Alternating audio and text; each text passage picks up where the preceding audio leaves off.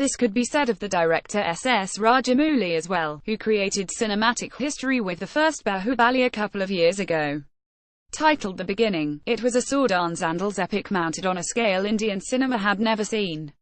It gave us not mere heroes and villains but its own mythology, telling us the story of a lost princeling returning to claim his rightful throne.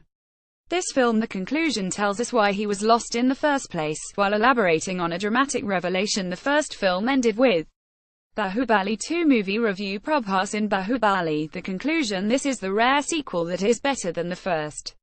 Rajamouli's original Baahubali was engaging and effective but significantly overstuffed, with waterfalls and a weird romantic track and far too many S for the genre, while this film is a lot more assured about both narrative and tone.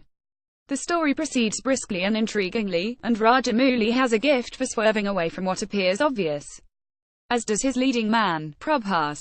This is a giant film, an unsubtle blockbuster with a heart-empty aesthetic and the soul of a shrieky libretto, but Prabhas plays Baahubali Sr. with a gentle ease. This leading man doesn't make faces or allow his nostrils to flaunt his anger, and his dry intensity serves the film superbly. He is a hero to celebrate, and while his moustache might droop for he is too cool to be vain, his shoulders never do. In this tale of Kartavya and Kartavya, he finds little flourishes, like the way he's blind justice being carried out while he looks mildly judgmental about the whole thing, or the way he perches atop a throne in the opening scenes, dancing onto it and stretching as he lands, as if posing for a calendar.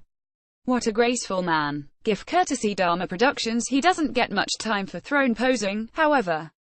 Conspiracies are afoot, and like at a ceremony preceded by Warren Beatty and Faye Dunaway, Baahubali finds the announcement for his coronation altered, with crowds dumbstruck as the throne goes to his stepbrother Balaladeva, played by the majestic and jacked Rana Daggubati.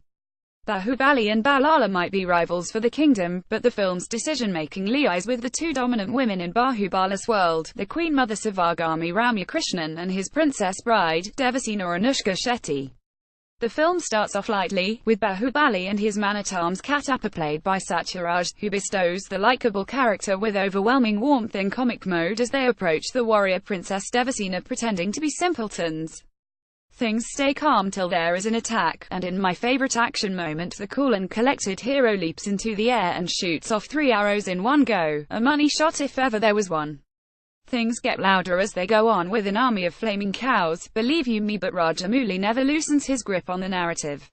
This film stays tight despite a 171-minute running time, with well-written characters and motivations. The problem, however, is that with nearly 4/5 of the new film playing out as a flashback, it leaves very little time to satisfactorily tie things up once we return to the present.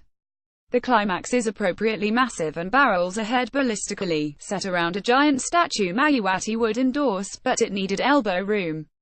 The People's Revolution is reduced to a few yells. Avanika, the warrior princess of the first film, is left entirely without lines this time around. Baladeva simply doesn't have enough time to appear truly threatening, despite his vicious performance and saber-toothed breastplate. Part of this complaint may, perhaps, be merely me clamoring for more of Rajamouli's storytelling, and not wanting the saga to end just yet. He is an accomplished filmmaker with a strong understanding of epic grammar, and for all his overt iconography and big set pieces, his smaller touches are what stay with me. There is much to appreciate in the intricacy of the insignia painted on the characters' foreheads, the detailed scale models Baahubali makes of his projects before constructing them, and lines like one about bestowing a bride with so many jewels that she'd need a year before she could repeat them. Even the mythical land of Mahishmati is shown, in all its infallibility, as rigid enough to break the masts of its own ships as they enter. Good thing their champion is secure enough to bow when he must.